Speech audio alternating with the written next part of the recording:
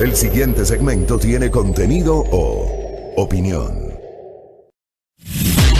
La entrevista en A Primera Hora. Analizamos los hechos del momento junto a sus protagonistas. Muy bien, 7:08 en la mañana. Interesante la entrevista anterior porque pone en el tapete un tema que debe ameritar un pronunciamiento por parte de la autoridad, en este caso legislativa. Hay que abordar este tema en algún momento y que el Estado tome la decisión que considere adecuada. Pero es un tema que hay que analizarlo y hay que debatirlo.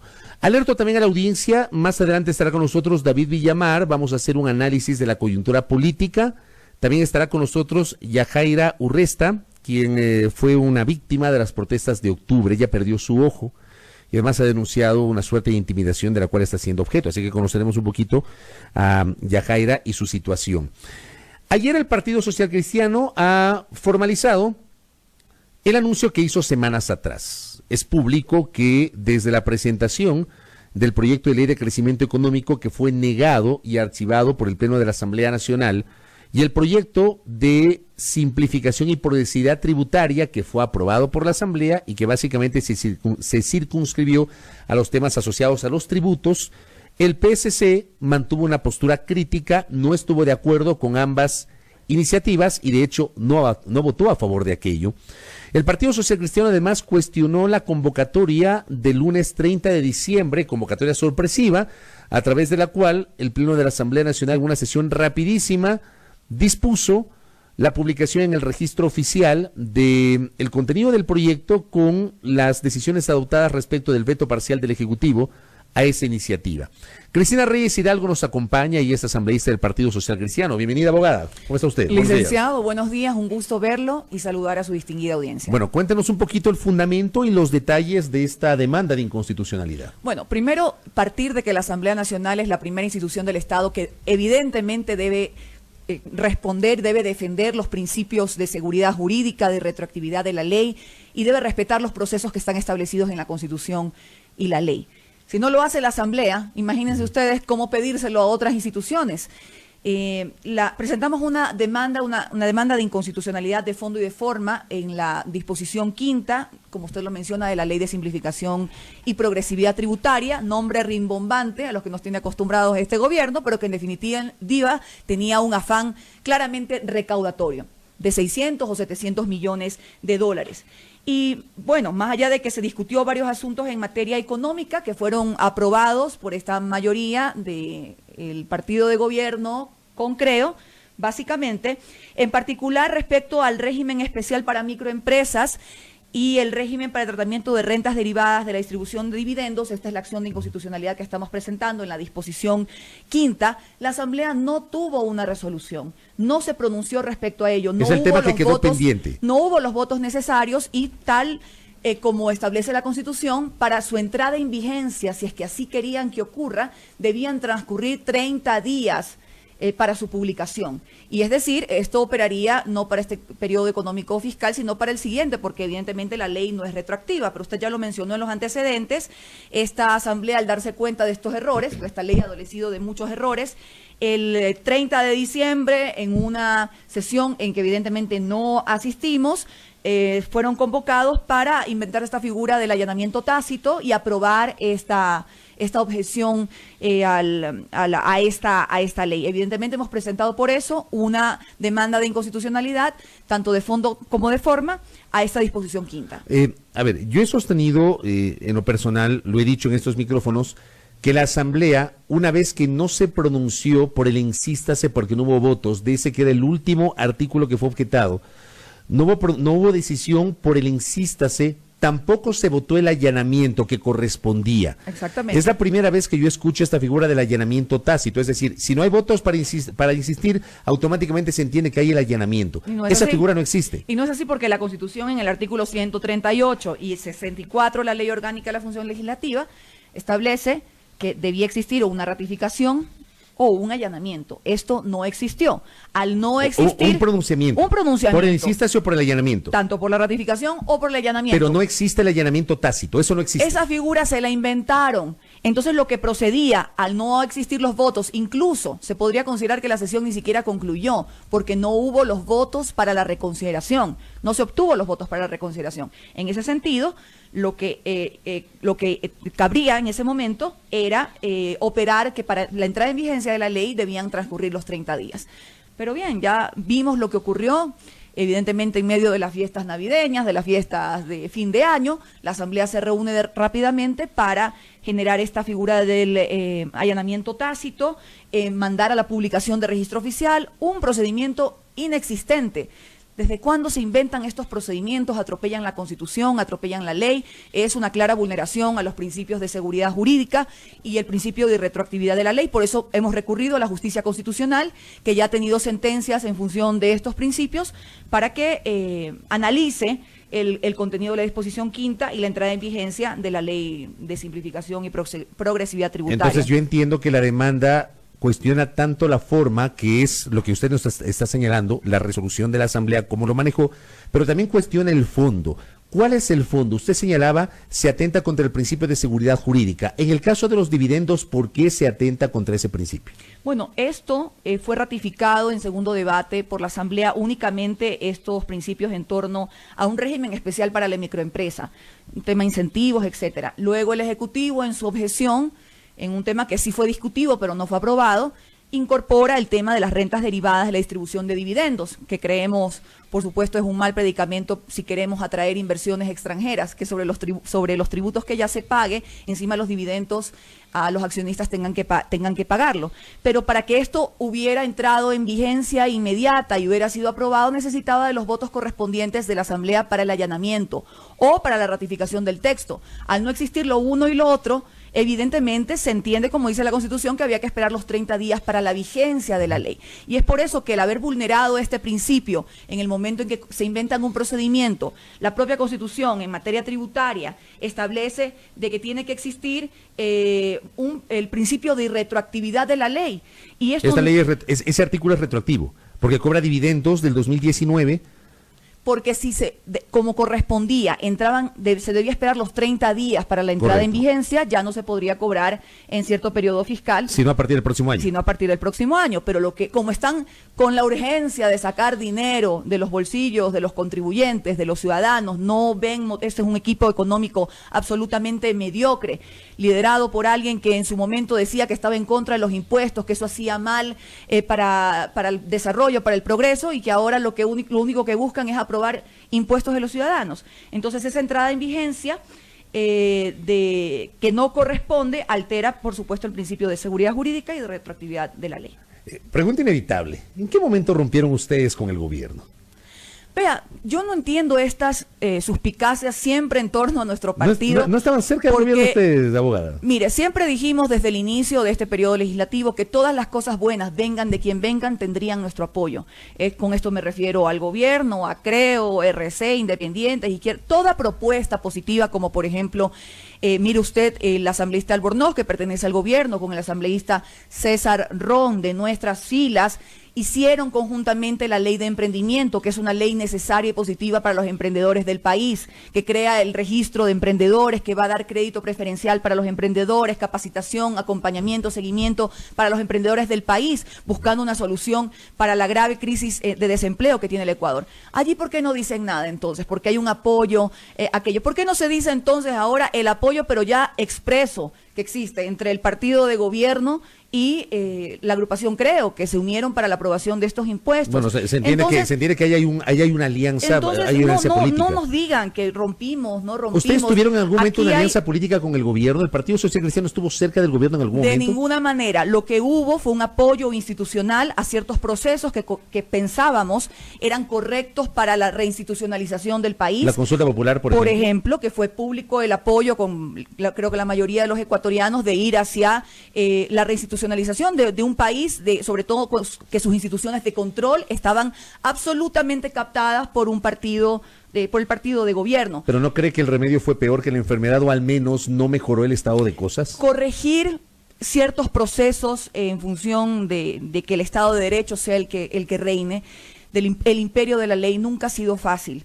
Evidentemente el país pasó por un proceso de autoritarismo, considero yo, en el que se tomaban decisiones desde una sabatina, desde un tuit por parte del presidente de la República, vulnerando la división de funciones en el país.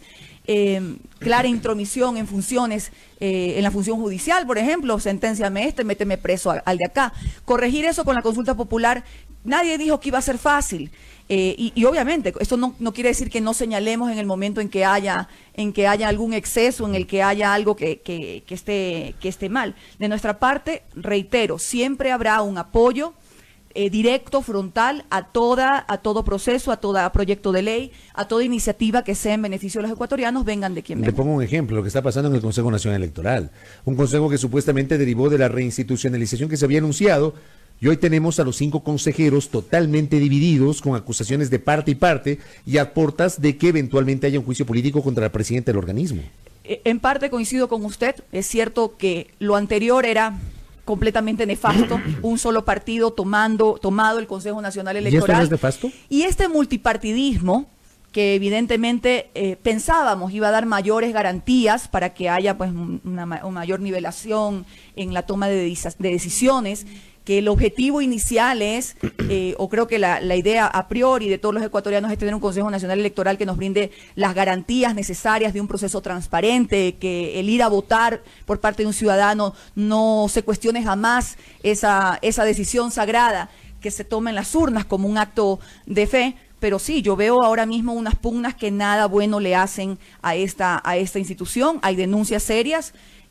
Por eso mi voto, licenciado, para que el proceso de fiscalización que se hace, por ejemplo, la presidenta del Consejo Nacional Electoral, dentro del CAL, ese voto en cuanto a la verificación de requisitos, lo dimos porque estamos a favor que se haga los correspondientes investigaciones. Y bueno, bien, tomaremos una decisión en el momento en que ya se despachen todas las pruebas de cargo y de descargo. Al momento están en las pruebas de cargo, pero obviamente me molesta como ciudadana, creo que a todos, que un organismo que debe guardar transparencia, que debe ser técnico, porque ese es el ideal, hacia allá debemos apuntar, hacia que no haya una sombra de duda, porque es el lugar que debe cuidar las elecciones de un país, las decisiones democráticas de un país. ¿A usted qué le parece esta declaración formulada en los últimos días por la presidenta del CNE, Diana Tamaín?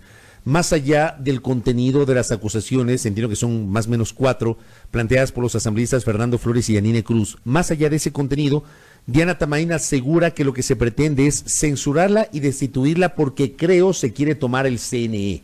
¿Qué le parece a usted esa declaración de Diana Tamaín? A ver, todo proceso de investigación o de fiscalización, a pesar que tenga un objetivo específico en torno a lo que usted dice, cesación, destitución, censura o destitución, también tiene motivaciones políticas. Lo único que yo voy a decir, porque yo me voy a pronunciar o nos vamos a pronunciar ya en el contenido del fondo del proceso de juicio político, es que al país no le hacen bien estas pugnas internas que está presentando el Consejo Nacional Electoral. Eso es lo que debo decir, esto se tiene que terminar. Y tenemos que continuar, no podemos bajar los brazos en función de que esta institución sea cada vez más técnica, en los procesos que se ha solicitado de que se haga una depuración del padrón electoral, en que se le haga un monitoreo constante y una certificación por parte de organismos internacionales en el software, por ejemplo, para en el momento que se dan las elecciones o que transcurren las elecciones, en que haya, por supuesto, las debidas vedurías y observadores internacionales que puedan dar fe de un proceso electoral transparente. Nadie quiere, y hay que mirarnos en ese espejo, que ocurra lo que ocurrió en Bolivia, que fue un desastre y generó una conmoción nacional tan grande justamente por las irregularidades de un proceso. Pero para que haya esa claridad y para que haya esa tranquilidad, necesitamos, por supuesto, que los integrantes, los consejeros, tengan al menos una relación cordial y fijen la hoja de ruta de lo que va a ser un proceso electoral que estamos ya muy cerquita de que ocurra, que nos dé las garantías de transparencia, de ética y de democracia. ¿El consejero José Cabrera responde al Partido Social Cristiano o asambleísta Cristina Reyes? Recuerde usted que en este proceso de selección sí hubo un auspicio, por llamarlo así. Una postulación, no sé si un auspicio o mejor dicho una validación de esa candidatura como la hicieron de otros partidos políticos. Como le digo, rompiendo ese mal principio del gobierno anterior de tener todos los consejeros pertenecientes solamente al partido del presidente Correa. Pero tampoco la Constitución establece que los consejeros debían ser auspiciados por una organización política. A ver, La Constitución... O sea, si cuestionamos en estableció... un principio, también cuestionemos lo que pasó ahora. Está bien que cuestionemos todo, pero sin embargo yo considero que el multipartidismo al menos le daba un equilibrio diferente a lo que tuvimos anteriormente, que incluso hubo hasta avisos de fraude electoral en el año 2017, y todos esos consejeros respondían al expresidente Rafael Correa. Pero el Correa. multipartidismo estuvo vigente hasta antes de la Constitución de Montecristi. Después de la Constitución de Montecristi se acabó el multipartidismo. No, licenciado, pasamos al unipartidismo. Por eso digo, se acabó el multipartidismo. Se acabó y pasamos al unipartidismo, que era peor, porque eran todos los consejeros que respondían al expresidente Correa, a sus órdenes, y en fin, tantas irregularidades que se han dado. Pero volver en al este multipartidismo hoy es inconstitucional. No sé si es inconstitucional. En definitiva, se seleccionó perfiles técnicos, supuestamente es lo que se hizo. Supuestamente perfiles técnicos. Perfiles técnicos de todas estas personas. Ahora, estamos frente a una pugna que hay que resolverla en democracia y que, como digo, yo no me desvío de la hoja de ruta y del objetivo final, que es tener un Consejo Nacional Electoral que no responda a ningún interés político más allá de, porque usted menciona a una persona, pero él no es que reciben instrucciones ni nada por el estilo, son decisiones autónomas. ¿Él no representa al Partido Social Cristiano en el Consejo Nacional Electoral y los intereses del Partido Social Cristiano? Los consejeros del Consejo Nacional Electoral deben obedecer a los intereses de los ecuatorianos, de responder a un proceso democrático transparente y con todas las garantías para que ese, como he dicho, ese voto, esa acción de fe, ese voto que da el ciudadano sea respetado y que no pueda ser ensombrecido por ninguna duda, por ninguna sospecha de fraude, como ya ha pasado en este país. Verá que en este momento, por ejemplo, hay dentro de estos dimes y diretes, y perdón el uso del término, pero es así, respecto de lo que está pasando en el Consejo Nacional Electoral, aparecen ya acusaciones e incluso señalamientos contra un compañero suyo de bancada, el asambleísta Terán, hermano del prefecto, actual prefecto de la provincia de Los Ríos. Supuestamente hay unos audios, hay unos videos que gestionan cargos, una serie de cosas. Digo, el tema es que el ambiente no es el adecuado. Bueno, yo no me puedo producir, yo no he escuchado ni audios, ni los chismes, ni los rumores. No he escuchado que le ha mencionado a su colega Ramón Terán. Tampoco me voy a mencionar frente a ello. Lo que yo sí no escuché, sino vi que se hicieron unas reiteradas, se presentaron una serie de recursos justamente para impedir que un prefecto que fue elegido democráticamente, mayoritariamente por el pueblo de Los Ríos, se impidiera su posesión. Y eso también fue nefasto, porque también levantó dudas sobre el proceso electoral, y ahí que se hagan cargo las autoridades que tengan que hacerse cargo. Pero en definitiva, licenciado, como le digo, ese juicio político está transcurriendo en medio de, en este momento se está procesando las pruebas de cargo, vamos a esperar las pruebas de descargo y nuestra agrupación política, créame, tendrá un pronunciamiento muy pronto. A mí me resulta además inevitable aprovechar su presencia, porque Cristina Reyes fue, y le conocí ahí, constituyente de Montecristi, ha sido legisladora, pero también fue concejal de Guayaquil. Y le pregunto en su condición de ex concejal y de guayaquileña, ¿a usted qué le parece o cuál es su opinión sobre los señalamientos que hoy existen respecto de la administración de Cynthia Viteri en la alcaldía? Algunos medios de comunicación han señalado, por ejemplo, supuestas irregularidades en la contratación de personal, gente que ha sido contratada para el mismo cargo y hay un sueldo adicional.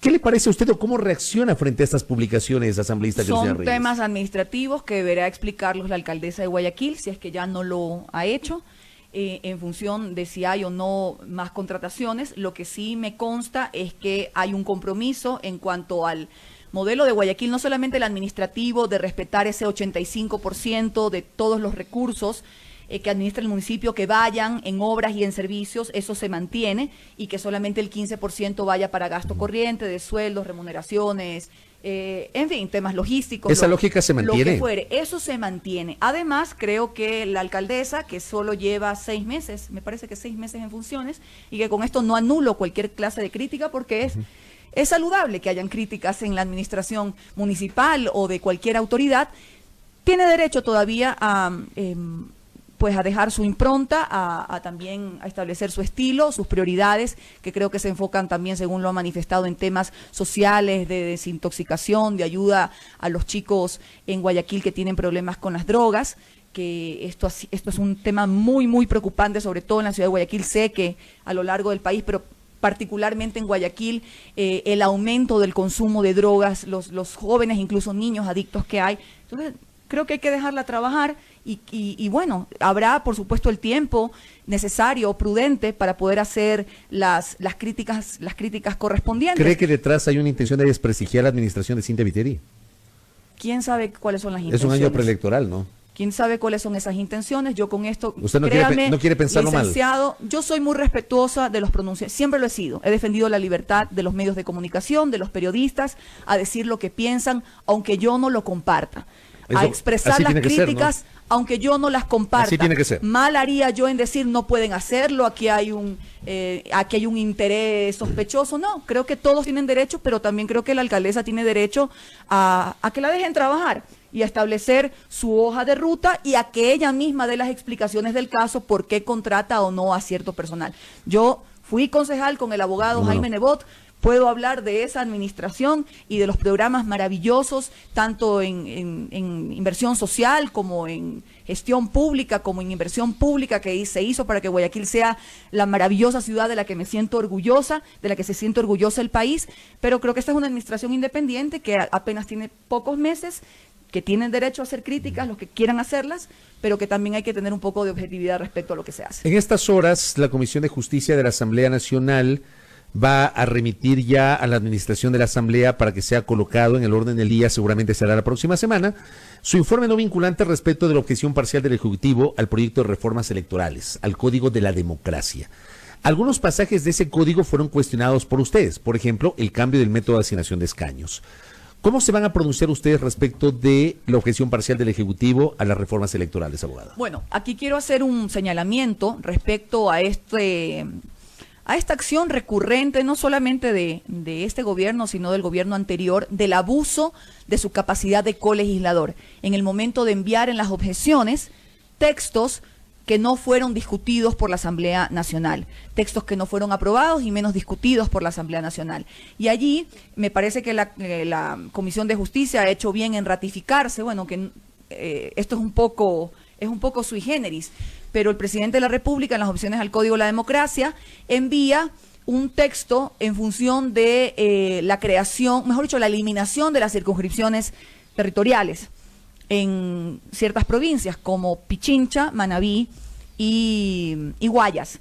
Estas circunscripciones, que habían también criterios divididos, nosotros estamos a favor de ellas. ¿Se respaldan las circunscripciones? Sí, porque consideramos que el postulante y futura autoridad y el ciudadano tienen una conexión más directa al haber esta división de territorios. Además también que hay una mayor representatividad de los políticos, de los jóvenes, de las personas que representan al mundo rural, al campo, en el momento de poder liderar las listas en esos distritos, que a lo mejor si uno lo diluye en una lista provincial, no tendrían la oportunidad de tener estos cargos protagónicos o estas postulaciones protagónicas. Además que como digo, hay un acercamiento más directo entre el ciudadano, el postulante y futura autoridad.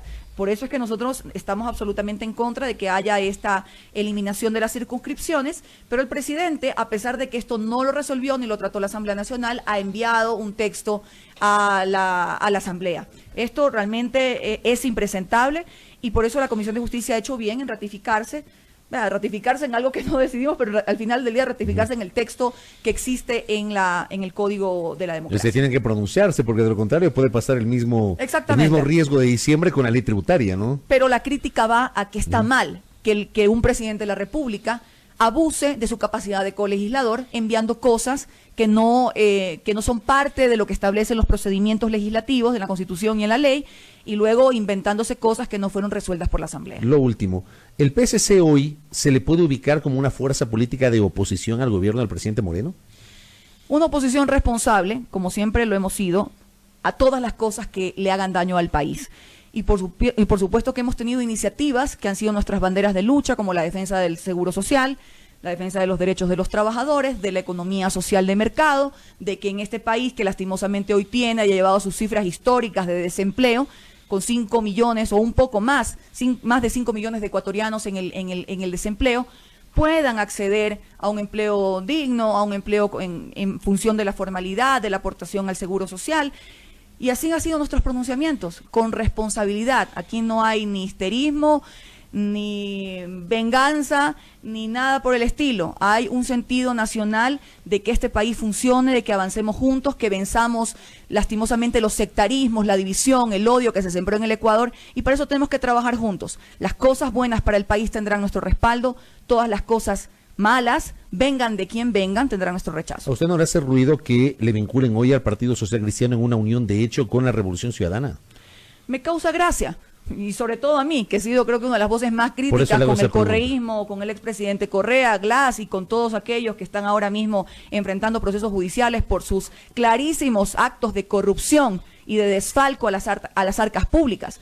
Pero así veo que hay a veces, y respeto, pero no comparto, cierta fijación o ciertas levantamiento de sospechas en torno a concurrencias, en torno a ciertas coincidencias que se pueden dar en medio del debate legislativo, y en este caso, no solo con esta agrupación política, sino con algunos independientes, incluso en su momento cuando fue para negar la primera ley tributaria que envió el año pasado el gobierno, algunos asambleístas de Creo, de forma valiente, creo que también dijeron no estamos de acuerdo en la creación de más impuestos.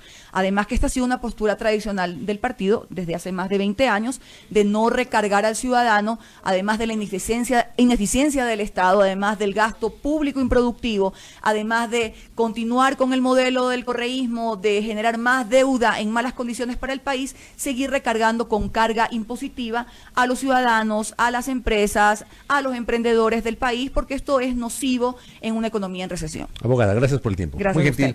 Cristiana Reyes Hidalgo, asambleísta del Partido Social Cristiano, aquí en A Primera Hora, 7:34.